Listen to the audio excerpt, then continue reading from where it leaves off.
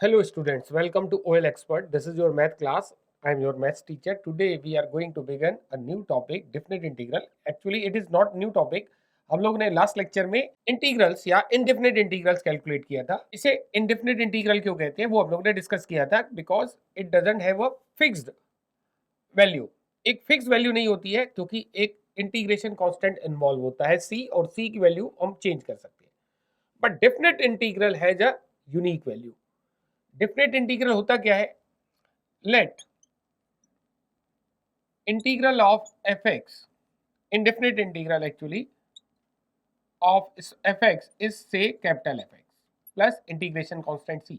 ये सी की value change हो सकती है, दैट्स वाई इट्स जो इंटीग्रल है वो सेम नहीं आएगा. मतलब डिफरेंट इंटीग्रल्स मिलते जाएंगे if we put the values of c. तो सी में टेक एनी रियल वैल्यू. तो डेफिनेट इंटीग्रल होता क्या है? एक यूनिक वैल्यू होती है. सपोज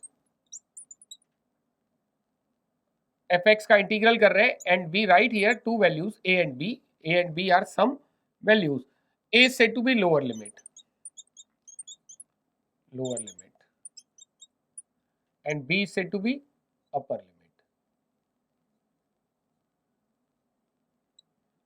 तो what is the role of the lower and upper limit? इसको सिंप्लीफाई कैसे करेंगे? First there are two methods. First जो है, जो हमने इंटीग्रल निकाला f x, capital F x plus C, and we have to put the values of limits a and b. तो first we replace x by the upper limit. सबसे पहले हम x को किससे रिप्लेस कराएंगे? अपर लिमिट से, f of b plus C. And then replace x by lower limit f of a plus C and subtract the two result. पहले upper limit रखेंगे then lower limit, and ये जो दो result आएंगे उनको subtract किया जाएगा. एंड व्हेन यू सबट्रैक्ट तो c कैंसिल हो जाएगा. Only you will get f of b minus F of A. Means जो इनडेफिनेट इंटीग्रल है, no need to take the integration constant, वो कैंसिल आउट होना ही है. अगर आप ले लेते हैं तब भी कोई इशू नहीं है, नहीं लिखिए तो ज़्यादा अच्छा है क्योंकि उसको कैंसिल आउट होना है. तो फर्स्ट इनडेफिनेट इंटीग्रल निकालिए एंड फिर x को रिप्लेस कराइए अपर लिमिट से, x को रिप्लेस कराइए लोअर लिमिट से, एंड द टू रिजल्ट को सबट्रैक्ट कर दीजिए. This gives the value of the definite integral. And the condition is the function F x जिसका इंटीग्रेशन करना है हमें, it must be continuous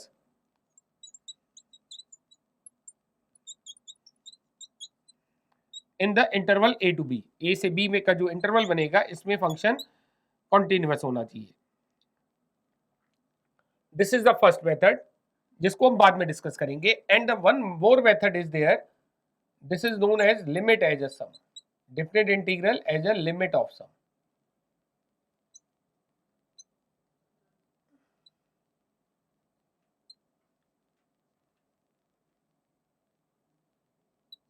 as a limit of some.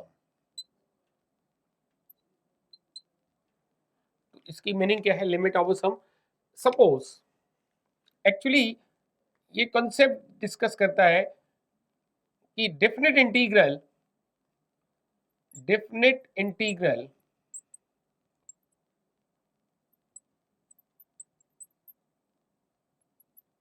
With in limit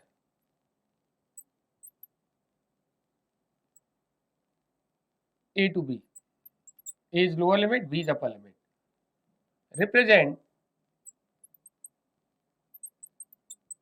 area bounded by curve y is equal to fx, ordinates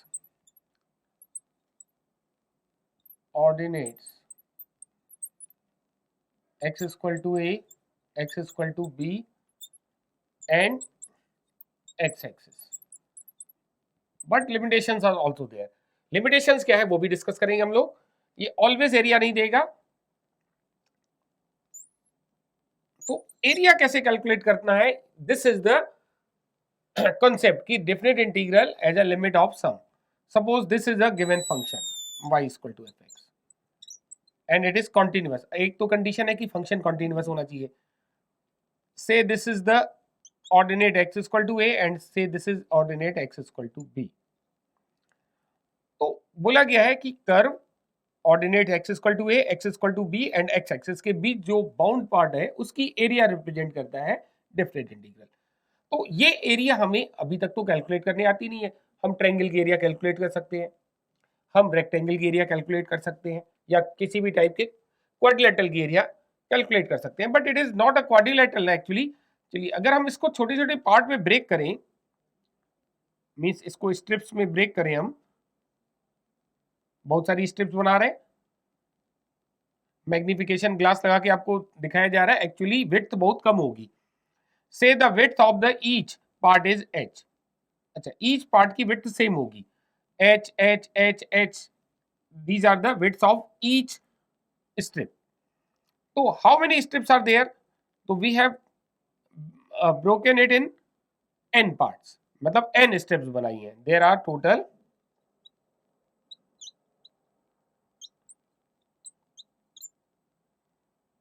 n strips। तो अगर ये n strips है and width of each part is h, तो h h h n times, तो total length कितनी हो गई है nh, but this total length is b minus a, क्योंकि इतना पार्ट a है और इतना पार्ट b है, तो दिस इज b माइनस ए, तो nh is b minus A. n और h दोनों वेरी कराना है हमें। हम h अगर विड्थ कम करेंगे तो n बढ़ेगा, नंबर ऑफ स्टेप्स बढ़ जाएंगी, बट प्रोडक्ट ऑलवेज कांस्टेंट रहेगा विच इज b माइनस ए। एक तो रिलेशन ये आया। एंड अगर हम एक एक करके सारे स्ट्रिप्स की एरिया अलग अलग कैलकुलेट करें और सारे ऐड कर दें, तो ये हमारी इस रिक्वायर्ड एरिया कैलकुलेट हो जाएगी। नाउ द क्वेश्चन अराइजेस कि कैसे हम एरिया निकालें। ये एक्चुअली रेक्टेंगल नहीं है। कर्व को ध्यान से देखिए, इट इज कर्व पार्ट ना। अगर आप एक स्ट्रिप आपने ये बनाई, एक स्ट्रिप ये बनाई, मैग्नीफाइंग ग्लास लगा के देख रहे हैं, और ये एक्स एक्सिस है, तो this part is not a straight line, जिसके कारण से ये रेक्टेंगल नहीं बन रहा है। अगर हम इस तरह से देखिए, परपेंडिकुलर ड्रॉ करें, now this is rectangle, but इस तरह से हर एक स्ट्रिप को अगर ऑब्जर्व करेंगे तो ये एरिया हमारी, अगर रेक्टेंगल्स की एरिया ऐड करें तो ये एरिया छूट रही है इन ईच केस। तो जो रिक्वायर्ड एरिया है वो रेक्टेंगल की एरिया से ज्यादा हो जाएगी। और समटाइम्स हम रेक्टेंगल ऐसे भी ड्रॉ कर सकते हैं। इन दैट केस ये वाला एरिया एक्स्ट्रा हो जा रहा है। अब जो रेक्टेंगल्स की एरिया आएगी वो एक्चुअल एरिया से ज्यादा आने लगेगी। तो क्या कंडीशन अप्लाई करें, ध्यान दीजिएगा। अगर हम विड्थ कम करते जाएं, सपोज बहुत ही छोटी विड्थ ली हमने, बहुत ही छोटी विड्थ ली, तो ऑलमोस्ट ये रेक्टेंगल हमें दिख रहा है, ऑलमोस्ट रेक्टेंगल दिख रहा है। और विड्थ कम कर देंगे तो यस, इट बिकम्स रेक्टेंगल। कब? जब h जीरो पे अप्रोच करने लगेगा। तो जब h जीरो पे अप्रोच करेगा, number of strips, width of the strips एकदम जीरो के ऑलमोस्ट इक्वल हो जाएगी, तो स्ट्रिप्स की नंबर्स भी तो बढ़ जाएंगे। Means in that case n approach करेगा इंफिनिटी पे। तो as h approaches to zero और सेम टाइम हम कह सकते हैं n approaches to infinity, the each curve part, ये जो कर्व पार्ट था, is almost a straight line, लगभग एक स्ट्रेट लाइन हो जाएगी। नाउ दिस बिकम्स, ये हमारे अब रेक्टेंगल हो जाएंगे। अब आते हैं रेक्टेंगल के एरिया में तो कोई इश्यू नहीं है, लेंथ इनटू ब्रेड्थ। अब आते हैं एक एक करके सारे रेक्टेंगल की एरिया कवर हमें कैलकुलेट करनी है। कर्व है y equal to F X, इस पॉइंट पे अगर एक्स ए है तो ये टोटल लेंथ कितनी रही होगी, very obvious F A. And अगर इस रेक्टेंगल की एरिया निकालना चाहें तो what is the area of rectangle, and width is h, तो एरिया ऑफ शेडेड पोर्शन या required area, what is required area, देखिए फर्स्ट पार्ट की लेंथ हो गई F A and width is h, this is the first rectangle. और second rectangle की width ध्यान दीजिएगा क्या होगी, अगर दिस इज x और ये h है तो ये टोटल लेंथ हो जाएगी x प्लस h, तो ये करस्पॉन्डिंग हमारी हाइट हो जाएगी f of a plus h, f of a plus h, width is still h, तो ये सेकंड रेक्टेंगल की एरिया। इसी तरह third rectangle f of a plus 2h into h, this is third. Third के case में 2 आया, fourth के case में 3h आएगा। इसी तरह अगर nth रेक्टेंगल की बात करें तो nth के केस में n-1 into H, this is the length या हाइट हो गई। विड्थ अभी भी h है, बट इसमें कंडीशन है, ये केस कब लेंगे, रेक्टेंगल कब बनेगा, ये रेक्टेंगल कंसीडर किया गया है ना, तो रेक्टेंगल तो तभी बन रहा होगा जब विड्थ जो है h 0 पे अप्रोच कर रही है। तो कंडीशन है इसके साथ हमें लिमिट अप्लाई करनी होगी, लिमिट h टेंडिंग टू 0। तो यहाँ पे अप्लाई कीजिए limit h tending to 0, then हमारी limit h tending to 0 apply करेंगे, तब ये जो हम एरिया, जिस एरिया को डिस्कस करना चाह रहे थे, वो इसके कैलकुलेशन इन लिमिट के सम से हमारी एरिया आ जाएगी। That's why it is said to be definite integral as a limit of sum. अब फर्दर कैलकुलेट कैसे करना है, वेरी ऑब्वियस, ये लिमिट कैलकुलेट करने आती है, हमने लास्ट क्लास में पढ़ा है how to solve the limits. We can take h common ना, h कॉमन लेंगे तो f of a plus f of a plus h plus f of a plus 2h, similarly last term f of a plus n-1 h, n-1 into h। अब ये area हम, ये limit हम calculate कर सकते हैं। समटाइम्स h भी रहने दे सकते हैं, या फिर हम h को रिप्लेस करा सकते हैं। यहां से h की वैल्यू क्या रही होगी, b माइनस ए अपॉन n। तो ये भी अप्लाई किया जा सकता है, या फिर हम h को रिप्लेस करा सकते हैं b माइनस ए अपॉन n। तो b माइनस ए तो कांस्टेंट वैल्यू है, तो बिफोर लिमिट लिख सकते हैं, लेकिन जब हम b माइनस ए अपॉन n कहेंगे तो n कहाँ अप्रोच कर रहा होगा, यस ऑफ कोर्स इन्फिनिटी पे। तो 1 by n, b माइनस ए पहले लिख दिया, 1 by n and bracket remain same, f of a plus h, f of a plus 2h, last term f of a plus n-1 h। तो ये आ जाएगा, इस limit का सम ही हमारा डेफिनेट इंटीग्रल देगा या एरिया देगा। अब क्वेश्चन अराइज होता है, जैसे हम लोग ने स्टार्ट किया था कि डेफिनेट इंटीग्रल या एक एरिया देता है, बट लिमिटेशन से हमने कही थी। What are the limitations, definite integral area तभी देगा जब कर्व एक्स एक्सिस के कंप्लीटली एबव होगा, और अगर इन केस अगर curve completely below the X axis है तो डेफिनेट इंटीग्रल आपको एरिया नहीं देगा। यस, न्यूमेरिकल वैल्यू एरिया के इक्वल होगी। देन हमें करना वही है, बस लास्ट में जाके नेगेटिव को इग्नोर करना है। दैट इन द नेगेटिव को इग्नोर करना है तो बस मॉडुलस लेते चलिए। तो फिर हमारा अगर कर्व नीचे बिलो एक्स एक्सिस है तो डेफिनेट इंटीग्रल एरिया देगा, बट न्यूमेरिकली तो मॉडुलस लगा देंगे तो एरिया देगा। विदाउट मॉडुलस वो डेफिनेट इंटीग्रल की वैल्यू। यहाँ पे ध्यान दीजिएगा, मॉडुलस तभी अप्लाई करना है जब एरिया पूछी जाए, और अगर कर्व भले ही नीचे है बट डेफिनेट इंटीग्रल पूछा है तो विदाउट मॉडुलस आपको सॉल्व करना है, मॉडुलस नहीं लेना है। कंफ्यूजन क्रिएट नहीं होनी चाहिए, वापस रिपीट कर रहे हैं, whenever it is asking area curve lies below x axis तो डेफिनेट इंटीग्रल करेंगे और मॉडुलस अप्लाई करेंगे। बट अगर सिर्फ और सिर्फ डेफिनेट इंटीग्रल पूछा है, एरिया नहीं कहा है, तो विदाउट मॉडुलस आपको सॉल्व करना है। सॉल्व करने का कंसेप्ट वही है, लिमिट एज ए सम की कंसेप्ट से। एंड एक ये भी कंसेप्ट हो सकता है, जैसे एक एग्जांपल ले रहे हैं, ऐसा क्वेश्चन लीजिए जिसमें fx नेगेटिव बने। तो suppose we are taking fx is equal to 2x and x lies between, हमें डेफिनेट इंटीग्रल निकालना है -2 से -1 के बीच में fx का। पहले हम कर्व ड्रॉ कर लें, y is equal to 2x is a straight line, y is equal to 2x is a straight line। अब x की वैल्यू क्या बोली है, -2 से -1 के बीच है, से दिस इज -2 एंड से दिस इज -1। तो -2 से -1 के बीच में आप देखिए कर्व जो है हमारा, इतना पोर्शन कर्व का बिलो एक्स एक्सिस आ रहा है, तो डेफिनेट इंटीग्रल आपको नेगेटिव वैल्यू देगा।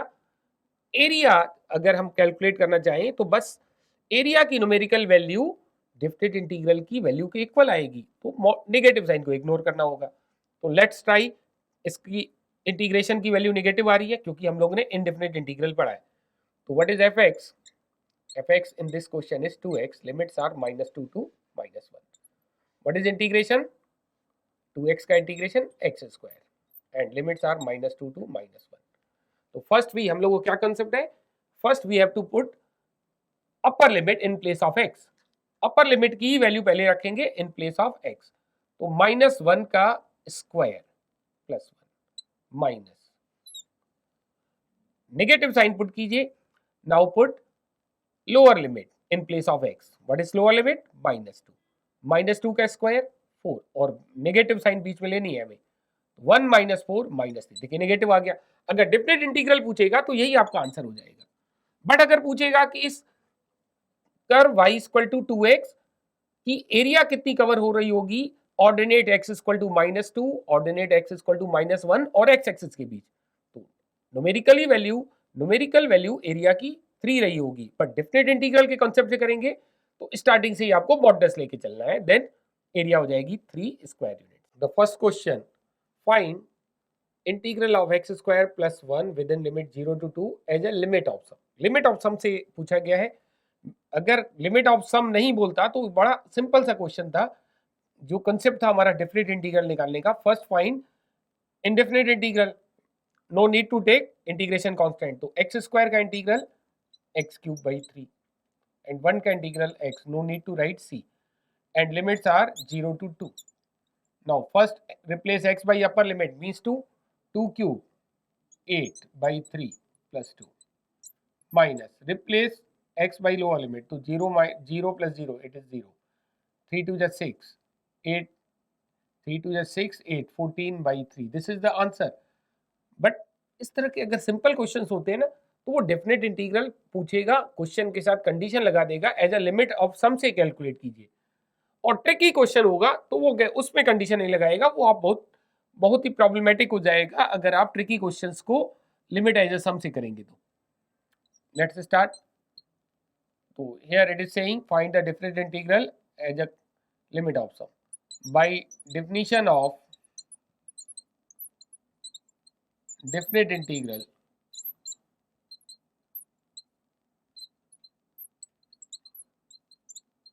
as a limit of sum। क्या है definition, can you recall?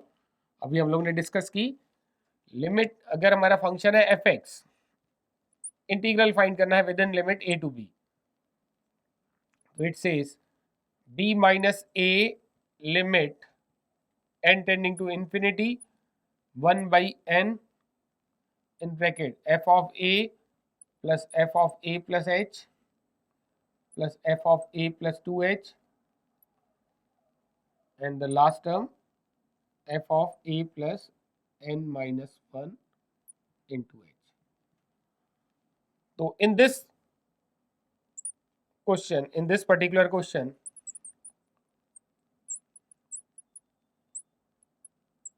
One by one हमें बताइए व्हाट इज एफ एक्स, कौन सा फंक्शन गिवन है जिसका इंटीग्रल निकालना है? It is x square plus 1। What is a means lower limit is 0। What is b? Lower, upper limit it's a 2। तो b minus ए की जरूरत पड़ेगी, तो b minus A means 2 minus 0 is 2। Therefore, integral of x square, which is fx, plus 1 dx within limit 0 to 2 is b minus a, which is 2, limit n tending to infinity 1/n। What is a? A is 0, so f of 0, f of 0 plus h means f of h, f of 0 plus 2h means f of 2h, f of 3h, and last term f of n minus 1h। This is bar bracket. I hope कि आपको पता होगा बार bracket क्या है। 2 times limit n tending to infinity 1/n f of 0, if fx is, what is fx? X square plus 1, then f of 0 is 0 square plus 1 1, and f of h is h square plus 1, f of 2h is 2h square plus 1, f of 3h is 3h square plus 1। Similarly, f of n minus 1h is n minus 1 into h square plus 1। How many times 1 appear हो रहा है? Because there are n terms, तो n times ही 1 appear हो रहा है, तो 1 + 1 + 1 + 1 n times, some is n।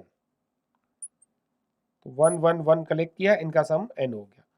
Further this is h square, this is 4h square, this is 9h square, we can take h square common, इधर 1 लिखे या 1 square, 2 square, 3 square, 4 square, and last term अगर h square common लेंगे तो it's not n square, it's n - 1 square.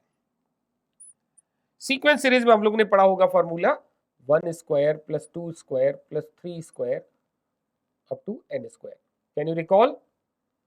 It is also known as sigma n square. Sigma n square इसी को कहते हैं 1 square + 2 square + 3 square + 4 square. Formula is n + 1 2n + 1 upon 6।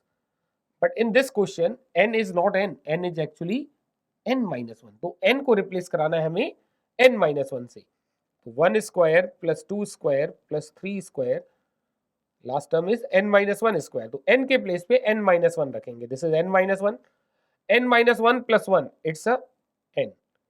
अब देखिए 2 × n - 1 + 1 करेंगे तो 2n - 2 + 1, 2n - 2 + 1 it's 2n - 1 upon 6। तो ये हो गई हमारी सिग्मा।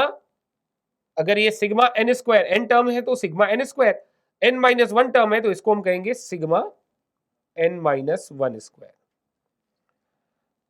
तो 2 times limit n tending to infinity of 1/n n h square, what is sum n n - 1 2n - 1 upon 6।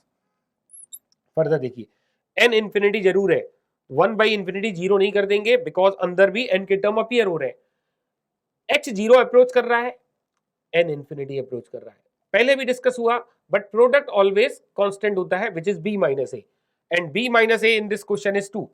तो n into h in this particular question is always 2, तो इसको आप nh भी बोल सकते हैं which is equal to nh। n infinity है, h zero है, but product nh in this question is 2। तो ट्राई करेंगे हम जितने ज्यादा NH के प्रोडक्ट बना सकते हैं।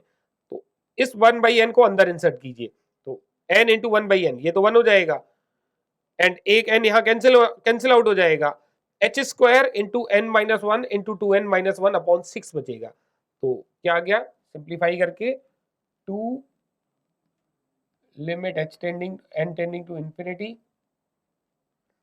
n को अंदर इंसर्ट किया 1, n को अंदर इंसर्ट किया, ये n कैंसिल हो जाएगा, h square n - 1 2n - 1 upon 6। Further देखिए h भले ही जीरो है लेकिन ये प्रोडक्ट जीरो नहीं हो जाएगा बिकॉज n भी इन्वॉल्व है, तो n इंफिनिटी है तो n - 1 भी इंफिनिटी होगा। इंफिनिटी इंटू जीरो, कोई गारंटी नहीं है कि जीरो आएगा या इंफिनिटी आएगा, कांस्टेंट भी आ सकता है। तो 2 times limit h tending n tending to infinity 1 plus, तो h जीरो पे अप्रोच कर रहा है, n इंफिनिटी पे अप्रोच कर रहा है, और NH किस पे अप्रोच कर रहा है 2 पे। तो हम कोशिश करेंगे कि ज्यादा से ज्यादा मैक्सिमम प्रोडक्ट बना सके n और h की। तो there are 2h, h square का मतलब 2h है, 1h इस ब्रैकेट में इनटू कीजिए और सेकंड h यहाँ पे, तो क्या बन जाएगा NH - h। एक h का इस ब्रैकेट में इनटू कर रहे हैं एंड सेकंड h का इस ब्रैकेट में इनटू कीजिए, तो 2NH - h अपॉन 6। अब देखिए करना क्या है, लास्ट स्टेप 2 इंटू 1 प्लस, देखिए h इंडिविजुअली आएगा, h अलग से आएगा तो जीरो वैल्यू अटेंड करेगा, n अलग से वैल्यू अगर आएगा तो उसकी वैल्यू इंफिनिटी हो जाएगी, but product NH always b - a and 2 in this question होगा। तो ये 2 बन गया, ये भी 2 बन गया, बट ये दोनों h जीरो हो जाएंगे, तो 2 - 0, 2 इंटू 2 - 0 अपॉन 6, 2 1 प्लस 2 2 जा 4, 4 2 जा 8, 8/6, वी कैन कैंसिल बाई 2, तो क्या आ गया 2 इंटू 1 प्लस 4/3, 3 1 जा 3, 4 7, 2 इंटू 7/3 विच इज 14/3। आप वेरीफाई भी कर सकते हैं, यहाँ पे भी हम लोगों ने पहले से ही कैलकुलेट करके रखा है, 14/3 आ रहा है। तो ये था concept how to find the definite integral using limit as a sum. चलिए लेते हैं next question. The next question, evaluate integral of e to power x within limit -1 to 1 as a limit of sum. तो since in this question, what is fx? Fx is e to power x. What is a? A is -1. What is b? B is 1. As we know, n into h, it is always b minus a, means 1 minus of -1, 2. So b minus a is 2 here. So also we know that definite integral की definition लगाइए using limit as a सम। तो integral of F x with in limit a to b, what does definition says?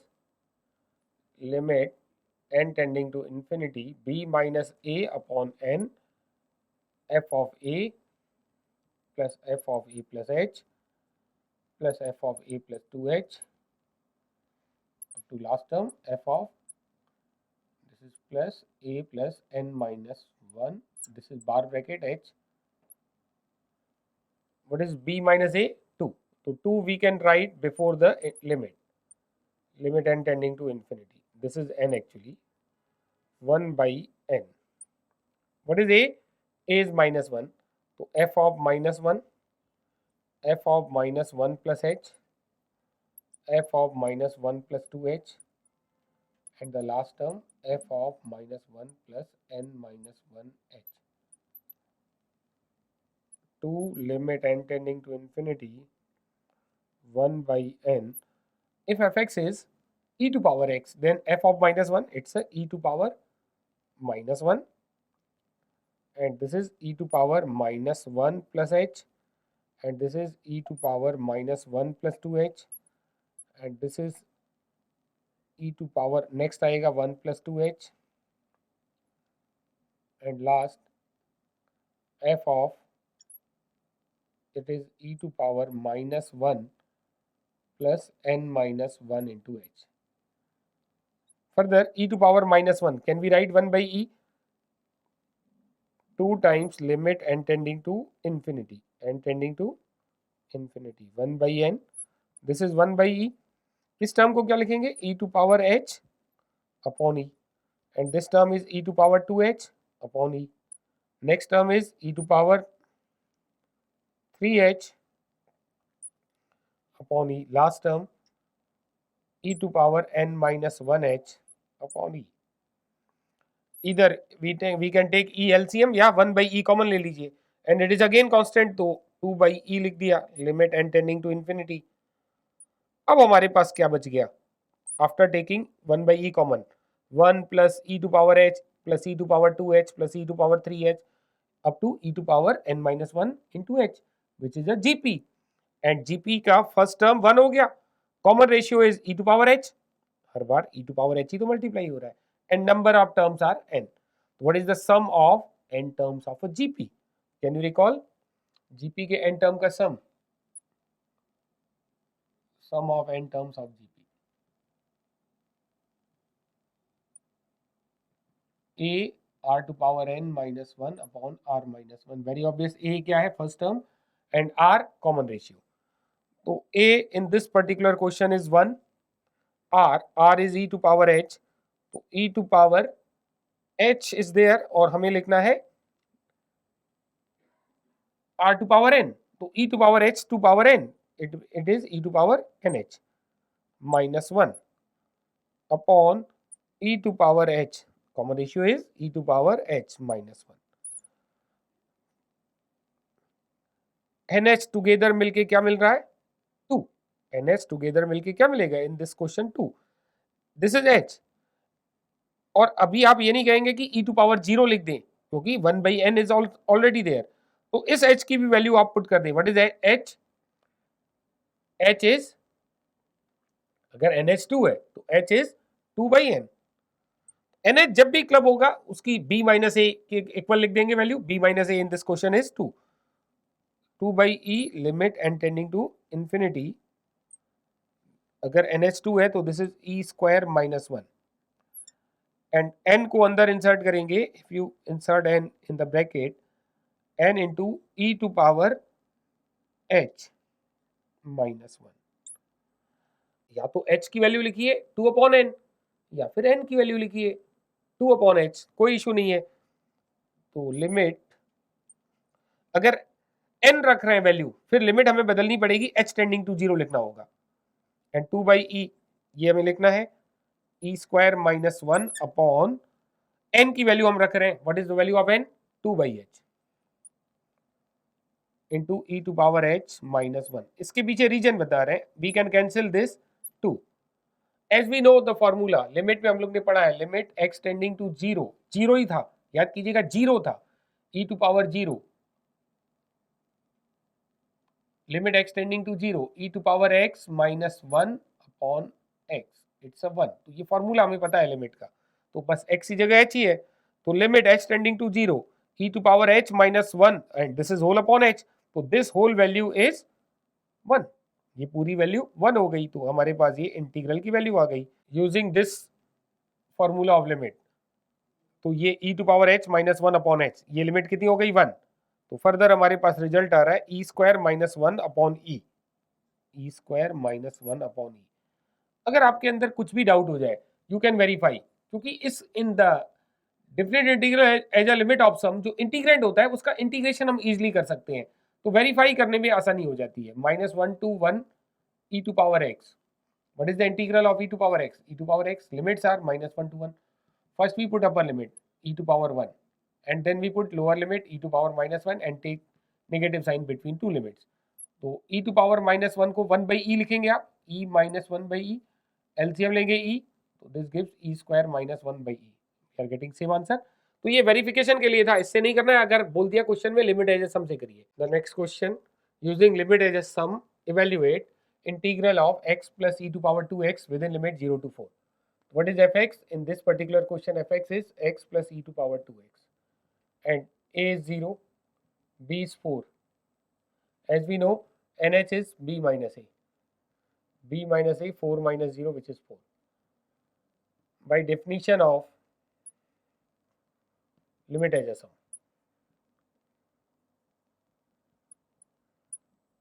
क्या कहती है definition? Integral of fx within limit a to b is limit n tending to infinity b minus a upon n f of a plus f of a plus h plus f of a plus 2h up to f of a plus n minus 1h. Put all the values. b minus a 4 आ रहा है, we can constant है, limit से पहले भी लिख सकते हैं. Limit n tending to infinity 1 by n, क्योंकि 4 बना, 4 को हमने बाहर ले लिया लिमिट से पहले. And a is 0 in this particular question. f of 0 plus h means f of h, f of 2h, f of 3h, and last term f of n minus 1h. What is fx? x plus e to power 2x. So 4, this is n. Limit n tending to infinity 1 by n. f0 कितना लिखेंगे? 0 plus e to power 0. fh, h plus e to power 2h. f of 2h, 2h plus e to power 4h. f of 3h, 3h plus e to power 6h. And last term n minus 1h plus e to power 2 into n minus 1h. h, 2h, 3h, and last term n minus 1h. Limit n tending to infinity 1 by n. h we have taken common, यहाँ से मिलेगा 1, यहाँ से मिलेगा 2, यहाँ से मिलेगा 3, and यहाँ से मिल रहा है हमें n minus 1.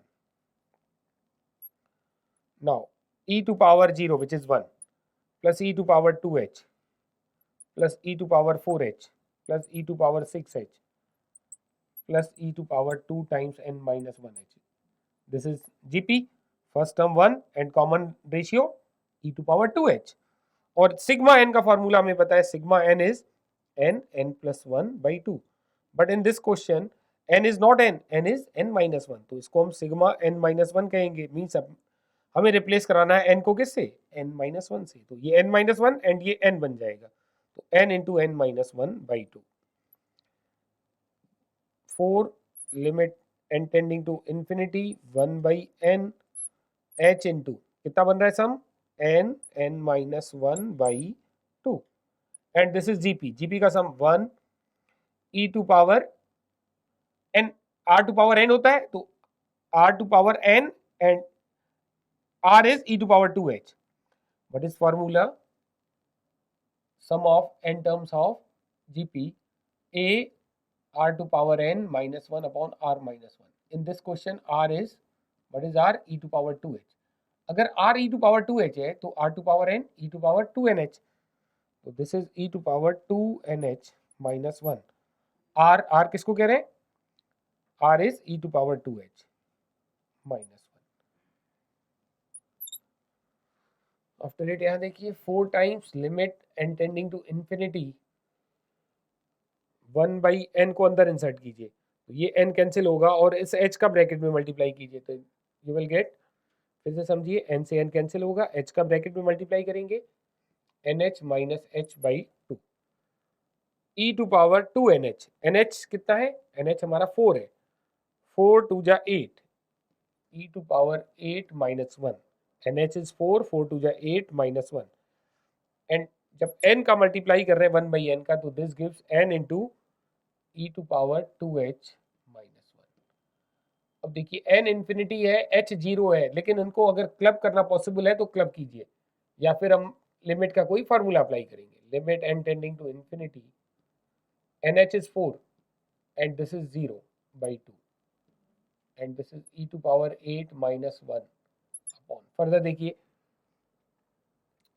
हमारे पास क्या गिवन है, NH का प्रोडक्ट 4 है, तो what is the value of n, n को 4 by h लिख सकते हैं, तो n को लिख रहे हैं 4 by h e to power 2h minus 1. अगर n इंफिनिटी है तो साइमल्टेनियसली h 0 पर अप्रोच कर रहा होगा, तो यहाँ पे हम लिमिट h टेंडिंग टू 0 भी लिख सकते हैं, and this is 2 e to power 8 minus 1. Further हम लोग ने अभी फॉर्मूला डिस्कस किया, limit x tending to 0 e to power x minus 1 upon x, it is 1. लेकिन अगर x की जगह 2h है तो डिनोमिनेटर में भी तो 2h होना चाहिए, तो limit h tending to 0 e to power 2h अगर लिखा है तो यहाँ पे भी 2h होगा, देन ये 1 देगा, 2 नहीं देगा, तो it is e to power 2h minus 1. तो ये जो h है हमने 2h लिख दिया, तो हाउ विल बी बैलेंस, ये 4 यहाँ पे रहा, 2 डिवाइड किया है तो यहाँ पे 2 मल्टीप्लाई करेंगे, ये बैलेंस हो गया. 2 से 2 कैंसिल आउट होगा, बाकी सब तो बैलेंस्ड है. अब ये वैल्यू हो गई 1, दिस वैल्यू ब्रैकेट की वैल्यू हो गई 1. 4 2 plus e to power 8 minus 1 यहाँ पे लिखेंगे आप, पावर में नहीं है माइनस 1 अपॉन 4 2 जा 8 एंड दिस वैल्यू इज 1. तो ये हमारा आंसर हो गया. चाहे तो आप ब्रैकेट को अंदर 4 को अंदर ब्रैकेट में मल्टीप्लाई कर लीजिए, तो 8 plus e to power 8 minus 1, 4 upon 4 से कैंसिल होगा 8 2, ये हमारा आंसर हो गया. अब अगर आप वेरीफाई करना चाहें तो वेरीफाई भी कर सकते हैं, क्योंकि इंटीग्रेशन बड़ा सिंपल है. 0 से 4 में x plus e to power 2x का इंटीग्रल, इंडेफिनिट इंटीग्रल का कॉन्सेप्ट आपको पता होना चाहिए. What is the integral of x, x square by 2, e to power 2x का integral e to power 2x divided by 2. Now put the values of limit. Upper limit is 4, तो 4 4 जा 16 by 2 8 e to power 4 e to power 2 into 4 यानी e to power 8 upon 2. अब 0 put कीजिए, ये term 0 put कीजिए, 0 and e to power 0 it is 1 by 2. तो इन दोनों से हमने 2 एलसीएम ले लिया, 8 प्लस 2 एलसीएम लिया, तो e to power 8 minus 1 by 2. देखिए सेम आंसर आ रहा होगा 8 plus e to power 8 minus 1/2। Yes, तो ये था हमारा concept how to find the definite integral using limit as a sum. अच्छा, जनरली इस क्वेश्चन में जो इंटीग्रेंड होता है वो सिंपल सा इंटीग्रेंड होगा, डिफिकल्ट नहीं होगा क्योंकि इसकी कैलकुलेशन ऑलरेडी लेंथी होती है। तो इसी लेवल के ही क्वेश्चन आपके एग्जाम में पूछे जाते हैं और एक क्वेश्चन बनता ही बनता है इस पे। चलिए नेक्स्ट क्लास में हम लोग डिस्कस करेंगे डेफिनेट इंटीग्रल जो मेथड 2 है उस पे बेस्ड कुछ अच्छे क्वेश्चन। मिलेंगे फिर नेक्स्ट क्लास में। Till then bye bye, take care.